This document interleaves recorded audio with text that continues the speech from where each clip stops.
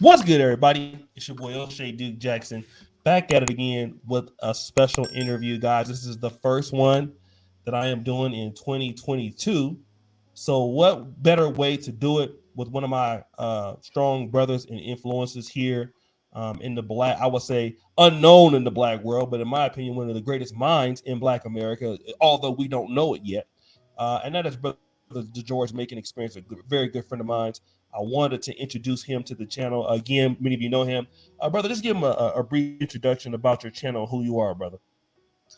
Yeah, my name is George Macon. I'm outside of I'm from Philadelphia. You know, my channel is a family channel, and it's a Black First channel. It's about awakening the minds of our people and wanting to condition us to do better and wanting to do better, wanting to do for self. Um, I got an organization, Urban Nerds, where we work with kids, and we're here to redevelop the minds of the youth, man, to teach them to do things for themselves and the community, so that way we can compete as a group. That's basically what I promote marriage. I believe that Black families is what's going to restore, not individualism. And that's just what I'm about. And I live the stuff that I talk about, and I don't just do it. I show it, and I show it on my channel to let Black people know that it's possible. It can actually be done. Okay. All right, and give him a round of applause, editors, for the brother George. We talk quite often for about the last 4 to 5 years, and he's been a great inspiration in my life, especially as a Black man and how I see the world. So I'm pretty sure his life as well. But brother George, me and you try to solve the Black world's problems almost every day. We talk about African imperialism, we talk about the Black community in America, things like that. And typically we see things quite different. We have a divergent point of view. And one of the things that we kind of differed on a little bit was the hypocrisy of Deion Sanders. And you see my videos, but some of your videos were so strong. It was a point was so strong that I had to come out and let you talk about it. What is the hypocrisy that you see that brother Deion Sanders had with his leaving Jackson State? The hypocrisy part of it is the way he walked in the door. He walked in the door as a Black man, a successful Black man, knowing the conditions of his people. He knew the conditions that he was walking into, and he knew and understood the consciousness of the people, the ineptness that was going on, and at the university, he understood all that. That's why he walked in talking about we have to maintain and we have to restore the minds of these youth. We have to create a different culture here. He went in as a lightning rod, and he knows the cachet that he brings. He knows who he is. And the hypocrisy part was the stuff that he talked about when he went on TV, Good Morning America. I have all the clips. He went on Good Morning America. He went everywhere else telling youth to not go to the big colleges, come to the HBCUs. We have to restore our greatness. We have to do things for us. He said to the world, and it started to work. Yes. Yeah, the young kid, even in basketball, the young kid Bowl, whatever his name was, he went to Howard. He was a D1 recruit. He went to Howard. He started to create an energy and a consciousness and a hopeless people. Right. It started to make them believe that we can actually do this thing. So that's what I'll say in the intro. That's starting off. Okay, let me before we break some of this down, because I was unaware of some of the promises that brother Deion had made. And, I have to, agree with you 100%. But some of the things that you bring to the table, in our discussions is that, a lot of times we have I'm one of those big people like, well, you know what? You mad at him. Why don't you do it? Right.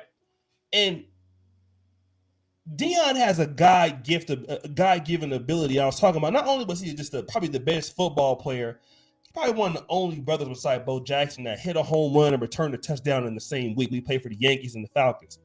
So God just gave him a lot of talent. He's just an excellent individual. He's not human. He does not human. He's not human-like. Mm-hmm. And he's still doing stuff that's not human. Because out of all the NFL Hall of Famers, who can catalyze Black America like that at age 58? So Deion has the ability more than many blacks, although some of us may want to catalyze the black community. We don't have Deion Sanders' ability to catalyze folks and then to get the funding behind it and then to get people to want to believe in the hope and stuff like that. And it's very few people, because I don't think Jerry Rice could have done that. I don't think George. You said something important though. Yeah. A lot of people don't have the ability to make people believe. They don't believe. See, you have builders, you have economic strategists, you have religious philosophers, you have politicians.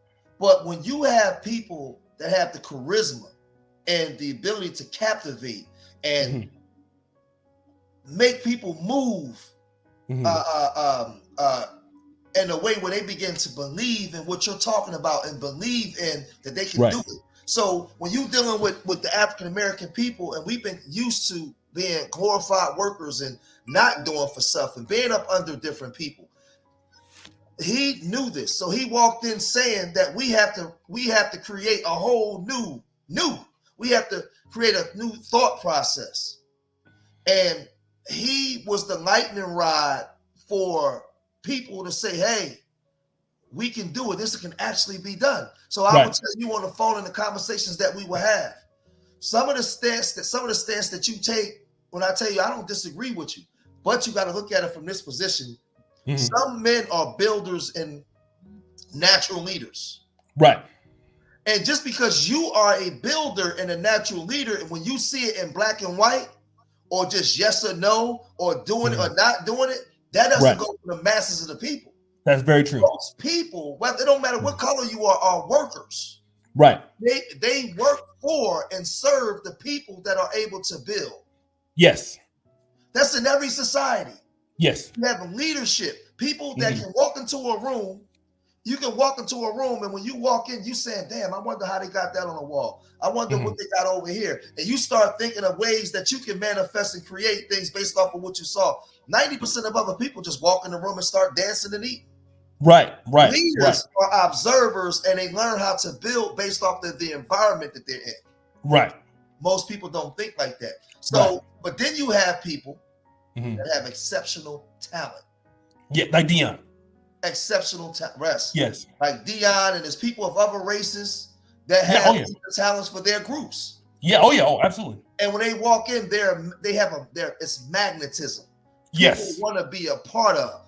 So Deion is not. He might not have been even the greatest coach or builder. Deion is an ambassador. He's a great talent, and he's the reason Walmart came. He's the reason why the endorsements came. Now, this is for the people out here that may say, George, but you can't put all that on him. Let me explain something to you about these two black men standing behind me. These two black men standing behind me understood the task. They understood that we came from a group of people that was called, that was said they would never be able to do anything. Madison Grant said, the intelligence of a black person is based off the amount of white blood he has inside of him. Henry McNeil Turner said, which is so-called regarded as one of the black greats, that he thanked God for Christianity and for the white man bringing us here and us mixing with this powerful race, because if we didn't, we wouldn't be able to go back to Africa and in America build the stuff that we build. Now, why are you saying all of this? I'm saying all this because the historical things that were said about us, they said that we couldn't do it on our own. So when Deion came and started talking that and telling black kids to come to HBCUs, let's form committees and build things on our own, he started speaking to those dry bones that's laying in that valley. Right. This God told Ezekiel to do. He started to wake up our people. Right. But only certain people can do something like that. Right. That's very true. Now watch this. I'm not putting all the onus on Deion because it's not all up to Deion. Right. But Deion is the match. Yes. It sparks the fire. Yes. And makes people want to come now. Yes. Because in the HBCUs, I'll say this, in defense of Deion. Right. When Deion was there, all of these so-called black people that's upset. And I ain't talking about poor black folks on the ground. I'm talking about these black people on Twitter that's running their mouth. I asked Dave Stewart, Bob Johnson, the Black Jack and Jill. I know some of you didn't go to HBCUs and some of you did. But when you saw this black man down at JSU, and he was starting to garner the attention that he was starting to garner, and you saw the power that can come with that, why didn't you go behind the scenes and start donating millions of dollars to him to bring the TV revenue to the point where he does leave after 5 or 6 years? The colleges can sustain themselves. Right. Because what just happened now is he actually just took the colleges backwards. But I don't want to put the blame all on him. Right. Because he came there for 2 years and built the morale and created a thought process, but he left too soon. Okay. Let me go ahead. Finish that last point. He left before you got a chance to finish the job. Right. Because the job is finished once you get the TV contracts. Right. And you have a plethora of children now committing to different HBCUs. And now you're forcing the machine to have to come your way. Okay. Before we got to that point. Right. And you're talking about owner, and we're going to get to the part of ownership a little bit later, because that's one of the points that I made. I mean, you always talk about that all the time. Again, you're the one that gave me the thought process, the hiring and firing people part. And we'll get to that. But, we have a lot of brothers that have been, especially some brothers in the pro-black community, because if it was me, I would have stayed. You would have stayed. But we are hard-bodied pro-blacks. I know I'm in the manosphere, but as far as being a hard-bodied pro-black, me and you we don't even really talk about men and women issues all the time. Me and you are talking about black community. We talking about Dr. Amos Wilson, Dr. John Henry Clark, George Ayete. We're talking about people like that all the time, right? And so as a hard-bodied pro-black that's on the ground in Africa almost, right now, the whole entire time, going to Nigeria, coming wherever. I know me and you can have that sort of commitment. Okay? And I believe that Brother Deion had that commitment maybe up front. Some people are going to say he was trying to use the people to get on to the next level. Yeah, but now, I don't know if I agree with that either, though. Yeah, I don't know if I agree with that, but I know, and I was sharing that with you today in my struggle, being in Uganda, where you're on fire for the diaspora and bringing the Black continent and the Black American communities together and the Caribbean brothers together. And you get here and you see the lack of infrastructure, and you get here and you see certain elements of issues that you have day to day. And then you compare it to your life that you had back in the States. And I want to talk about that with Brother Deion, because Deion is an all-world individual. He could have played baseball. He could have played football, track. Okay. He was from Fort Myers. He was in poverty, got out of poverty, became a millionaire, Super Bowl winning quarterback, great TV host, So for him to have to go back to Jackson, Mississippi and deal with the break-ins and deal with his son, and he has 2 of his sons playing there, and dealing with their future, right? And is it too much to ask for somebody on that level to withstand all that when you're all world? You haven't been living in that situation. And I'm not to say by any means that Jackson State is ghetto or anything like that. But from what I understand, most HBCUs are in typically on the worst part of town. Worst 3 or 4 parts of town, typically. Okay. So, and then also probably dealing with a lot of incompetence in the Jackson State administration, which I possibly believe that he was dealing with. I could deal with the Pookies and Railways outside the campus, but dealing with the Pookies and Railways in the administration too, okay? So, and people are going to say that with Brother George, he's dealing with these break-ins 5 times, dealing with less money. He knows what he's worth. How can you expect a brother to deal with that after all of his success and come back to that situation in a small town like Jackson, Mississippi? That's easy. This is a layup here. Watch this. Okay. This is for all you brothers out there that scream ADOS, that scream FBA, and all this, this stuff, right? I live in Philadelphia, one of the blackest cities in America. I'm talking about whole black neighborhoods, ain't a white person in sight. And in fixing the black community, there has to be a changing of the consciousness and the mind and the way that we see ourselves.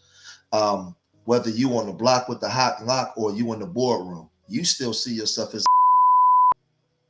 and a is not just a person that commits crime.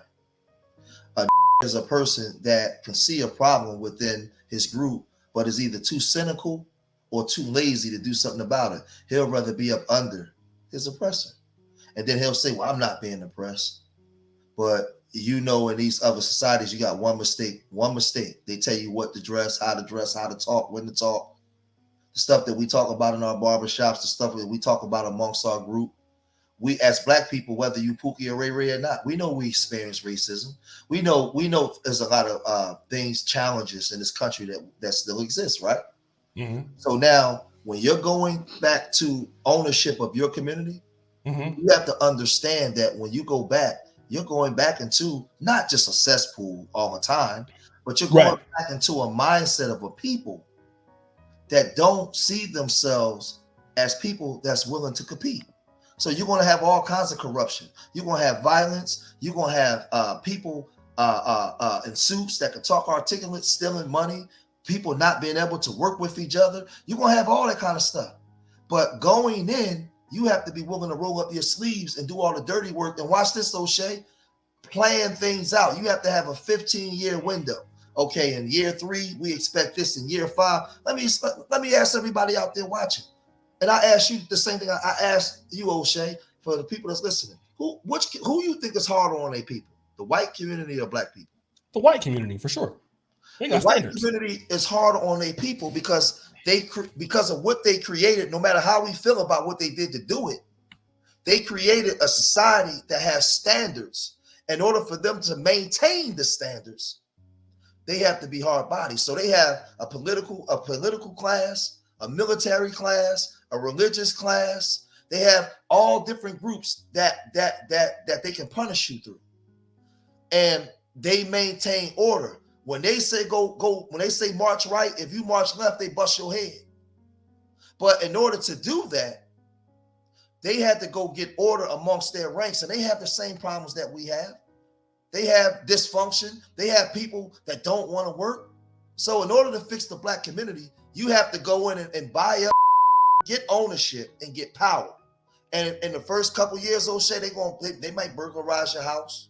You may get a window broken. You may have people sleeping with people in administration. You will have all kinds of stuff. But as time goes on and you begin to implement your culture because you own things and you can actually punish people, you start to change the thought process and the culture of your people. Now watch this. When we don't exercise this, without saying it, we actually say that the white man was right about us. We don't have to say it.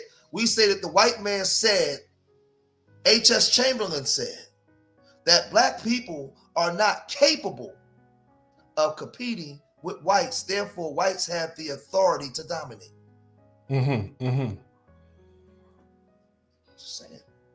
I'm just saying. So for those of y'all that will say, when you see Deion saying, I got a better opportunity, listen to the words. Right. I got a better opportunity. So those of you ultra conservatives and your hypocrisy, when you say we follow the Booker T. Washington's method, no, you don't. Because Booker T. Washington never said that. He said that Black people need to make their own underwear and bricks to build their building.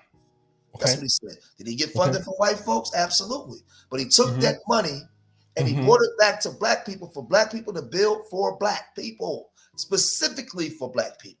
He didn't take it over to white folks. So what I'm saying is, Deion leaving now is taking his recruits to a 90% white university where there's 36,000 people that go to that university. Only 575 are Black.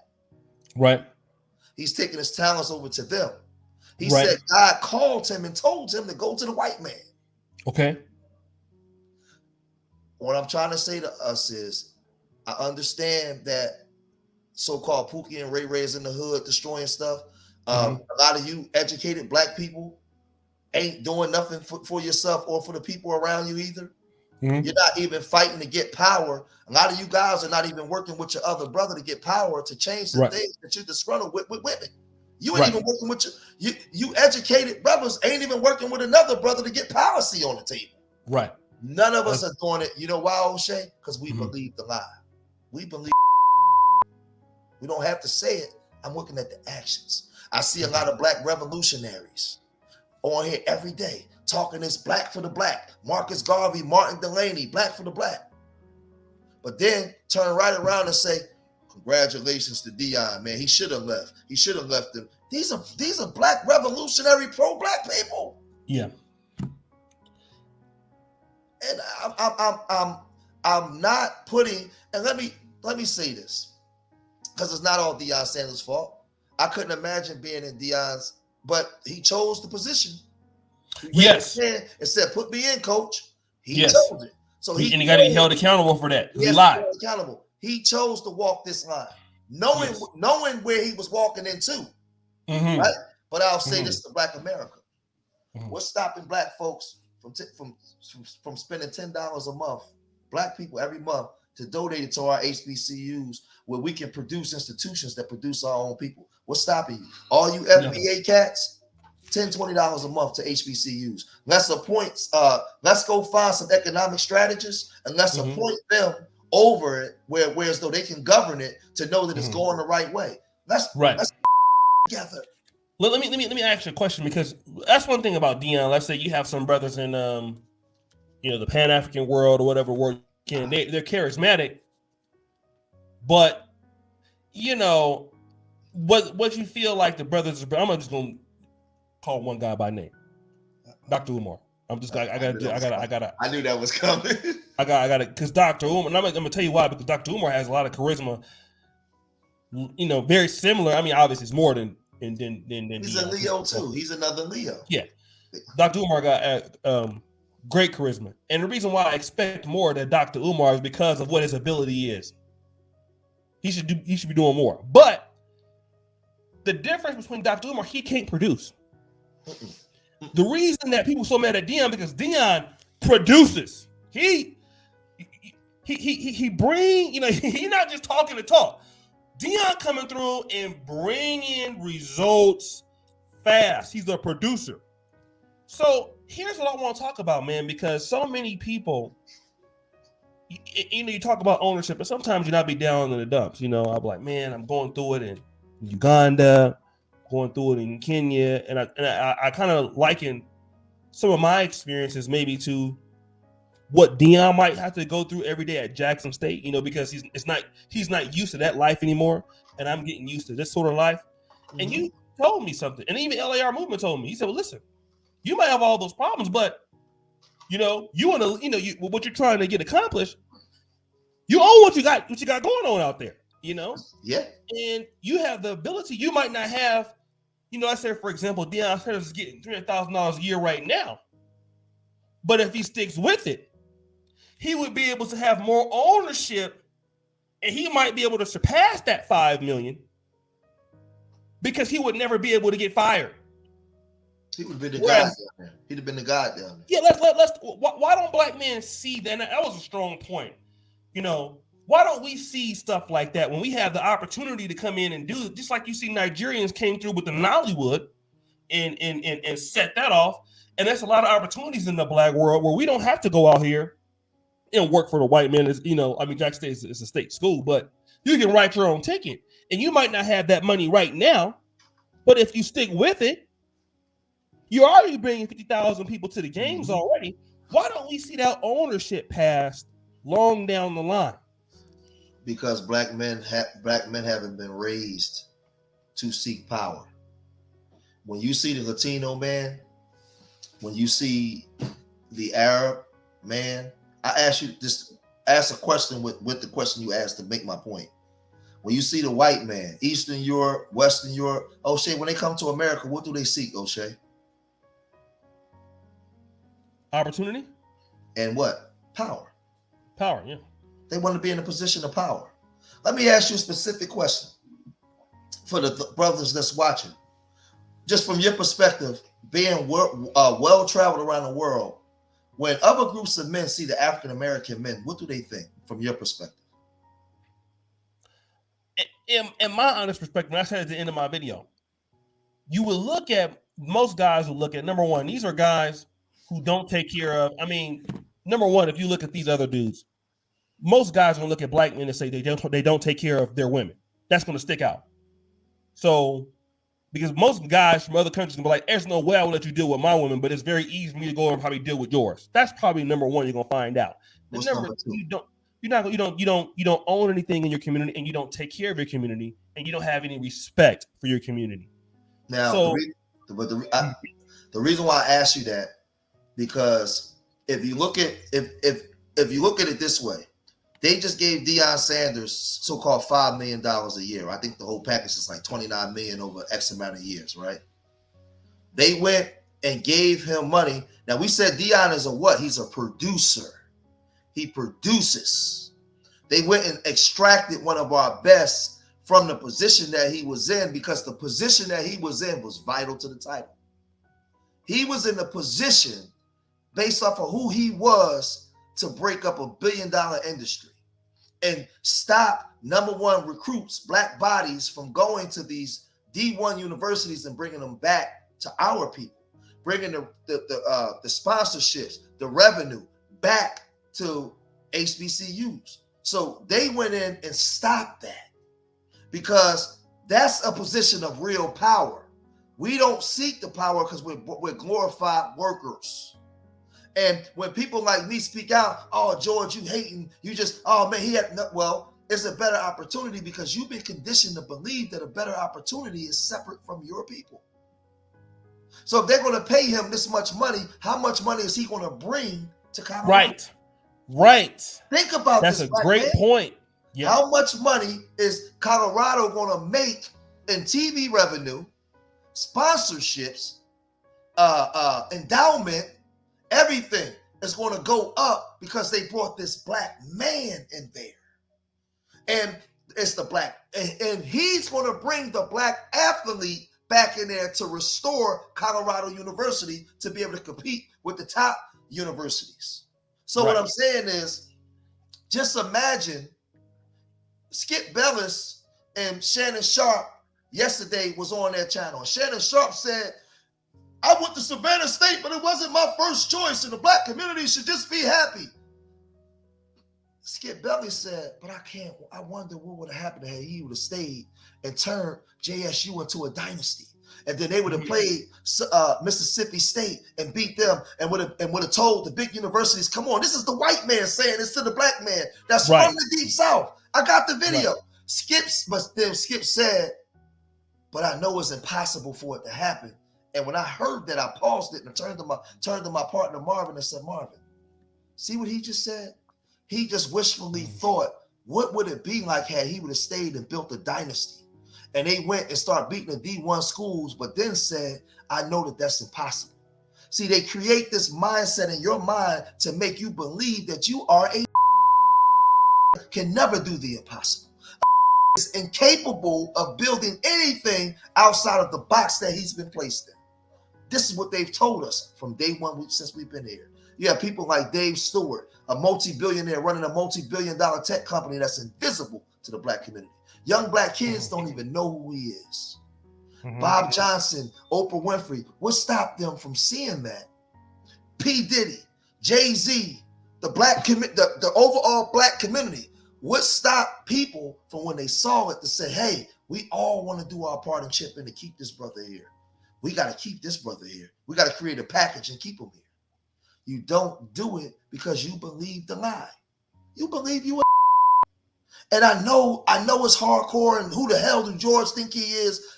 I'm not calling you but you believe that the white man's ice is colder and what he said about you. Because if you didn't, I don't care if you disgruntled with black women. What's stopping you from working with black men to bring about the change that you want for yourself? Right. What's stopping you from owning what's stopping you from owning the real estate in Memphis and Baltimore, where you become the black millionaires and gentrify your own communities and create and control the politics, control the economics there, where now in 5 to 15 years, you can bring the violence down.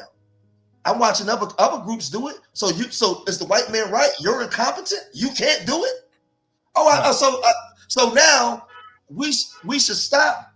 If George Macon is wrong, then what I'm asking black YouTube to stop doing. Stop talking about reparations, because the white man don't owe you nothing. Go move into his communities, mess with his women, go to his schools, and stop complaining. But if you're saying you want reparations, then that means that there was a wrong done that needs to be right. And if that's true, then that means that you have to take care of the things that you can take care of. So you can't force him to give you reparations, but what you can do is start funding your own stuff. Right. and take care of That's your own definitely people. true. I'm gonna Yes. say that again for some of y'all that's working with slow gases. If Mhm. you believe that we are deserved and owed reparations, Mhm. that means that there was a wrong done to us on multiple levels. That's what you're saying. And if you are saying that, then that is important that you start taking care of the things that you can take care of. I'm not saying that you got to live in East Baltimore right now, but that don't mean that you can't own up all the property there and become a millionaire and have a say so in the room. Right. I'm saying power. It's Yes. called power. See these Yes. two men right here? Their fathers and grandfathers and grandmothers didn't have the opportunities that we got. We got the Right. opportunities that they never had. Right. But yet and still, we so And free they're today, as winning. Obsidian said, we believe we don't even need each other no more. But I'm Right. gonna tell you something. Mhm. Only the African American think as an individual. No other group do it. If you say I'm wrong, look on the East Coast. It's Latino, Indian, Arab stores all in your community, Asian making all the money, and they operate as a group in a unit. You see that they have their own trucks, they bring their inventory, import, export. You go in and you got them patronized. You don't have none of that. But you come and tell me I'm wrong, but then when you look outside, everybody, even the white man, what you saw was all the other universities probably set and said, yo, Colorado, go get him. Because if he starts recruiting and bringing the black athlete, it's not just it's going to affect all of our bottom line. So one of these universities has to get them. They think as a group economics. Yes. Culturally, as a culture, not us. Not us. No. We believe that, man, I got to do what I got to do for my family. You don't ever hear no other group talk like that. No other people come on there and say that. It's all about, if you want black boys to stop being Pookies and Ray Rays and killing each other, give them something else to inspire them to be. And that's called ownership and power. You know why they want to inspire? That kid, Travis Hunter, if you look at that 60 Minutes interview, when they said, why did you choose JSU out of all the Division I? He said, because of Coach Prime. And they asked why. Yep. Coach Prime told me that I could be great. I could be an influence. I could shine a light on my people. When I seen that 17-year-old boy say that, it almost made me cry because I understood the message and the mission. It was about changing the minds. My shirt that I got on right now says nerds over. It says urban nerds, not. Oh yeah, that's what I got on. It says urban nerds, not urban shooters. I use words to go against the words that we use. Our kids say that they real. I say urban nerds, not urban shooters. They say they on demon time. I say nerds over. They say my AK spray all day. I say black man kill a black man, you a traitor to your people. I use words to go against the words that they use because words and thoughts become things that's manifested into actions that creates a culture around it. And that's the way we got to start moving. So I know I'm a black man, and because I'm a black man speaking this way, I'm gonna get detractors because a black man is not supposed to love his own brother. Right. And who the hell do George think he's talking to? I know I'll get that, but I understand where I'm at in the room that I'm in. I'm in the room around groups of people that don't know that they're supposed to love their own people to compete. Right. The black women say that the black man ain't.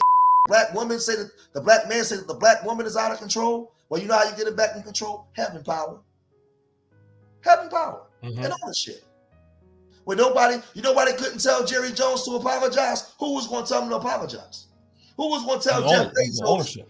Yeah, who was going to tell Jeff Bezos he had to take that down? Who? Right. Who? I'm trying to figure out who. That's a great point. Now watch this. I'm a prove my point and show you the power we have. I just asked y'all too, who was going to tell Jerry Jones he had to apologize? Who was going to tell Jeff Bezos he has to apologize? Just imagine in our households, we directed our kids to go to black colleges and told the white colleges we no longer sending our kids. You think that they would have disrespected Kyrie the way that they do? No. You don't understand the power you have in your hands. No. God, Christ has already delivered us, but we don't even know. We don't even know it. We got all the power we need. We in our communities and our $1 trillion spending power, our other groups It's lifestyles predicated on us being in the dysfunction that we're in.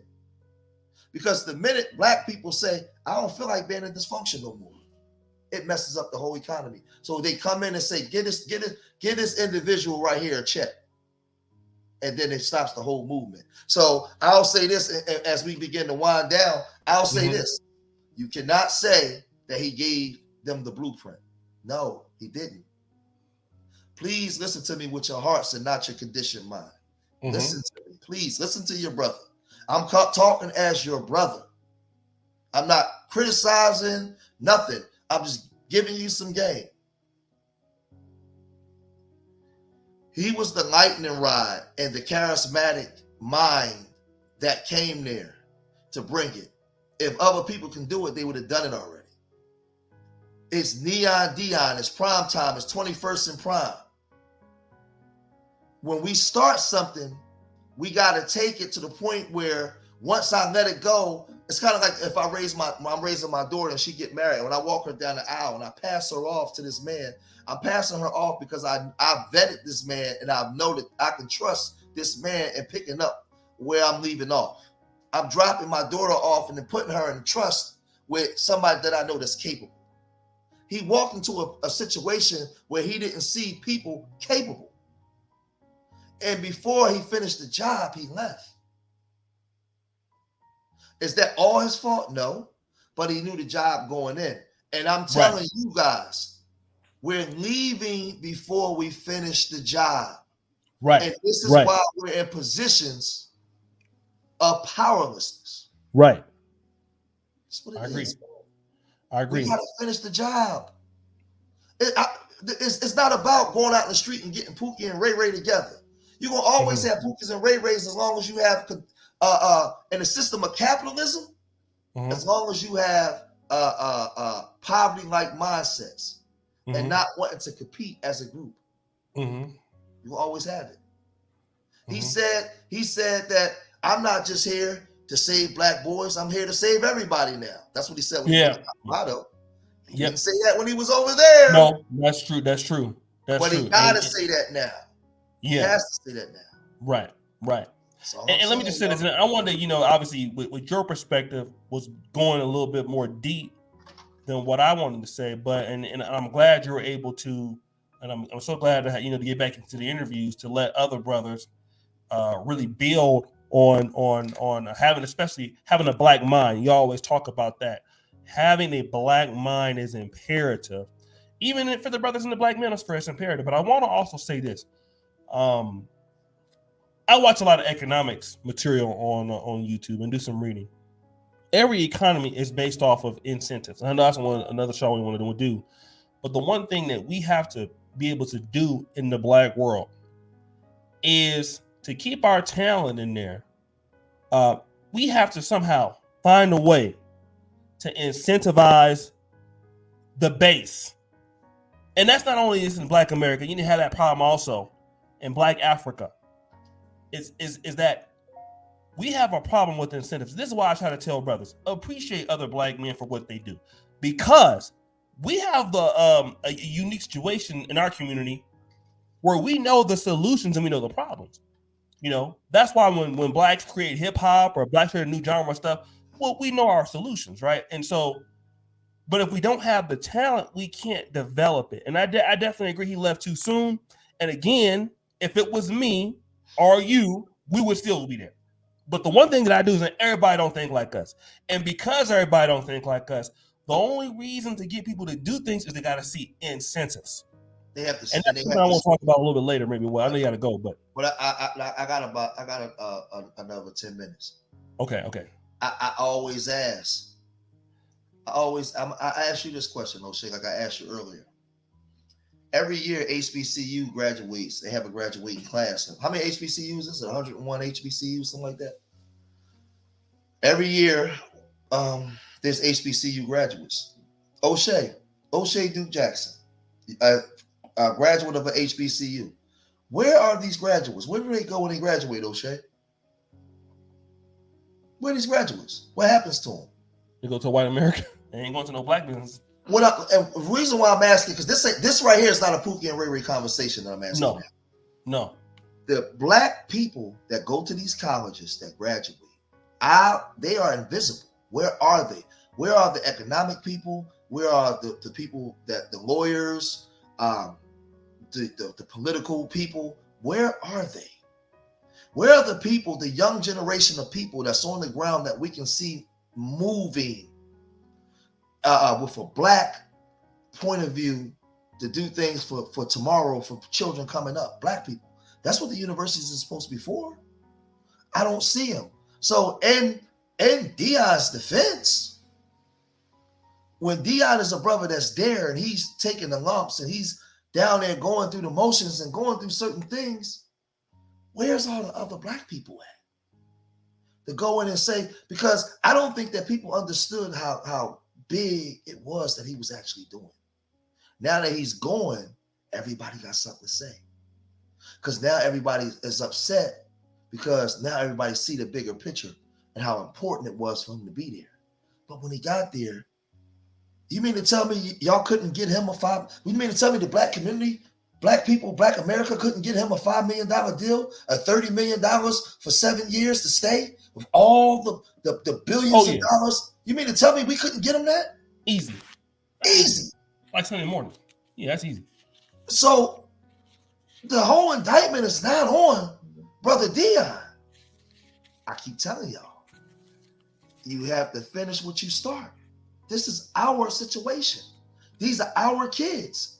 Young black boys in the street kill each other because they don't have a frame of reference of what black greatness is or even look like. Mm-hmm. They don't see a working model. They don't see, and at the end of the story, see these two great men behind me? What happened to them at the end of the story, O'Shea? What happened to them at the end of the story? They got killed. They got killed. So when young black boys that you tasked to be your builders for the future, they looking at like these dudes the story is bleak. They died and the black community went in disarray. One group of black people went on this side and start being ratchet. Another group over here went in the middle and became blue collar workers, and they're victims of the educated class masses that leave and the culture that tear up the community. And you got the masses of the black people sitting in the middle, waiting for a deliverer to come deliver. That's the black community as a whole. And we've lost the idea of the A.G. Gassings, the A. Philip Randolphs, the Carter G. Woodsons, the people that understood what it takes to build with a black mind. You live in America, we're integrated. I'm not saying that you got to hate every group. Being black first don't mean you hate nobody. It just means that you want to have some cultural integrity. And I just want to see black people win for some change. When they came after Kyrie, I wanted to see powerful black men come out and say, man, y'all shut up and get your hands off my people. I want to see us with some power. Some of the things that black men are disgruntled about, I want to see them be able to get it done because they got power.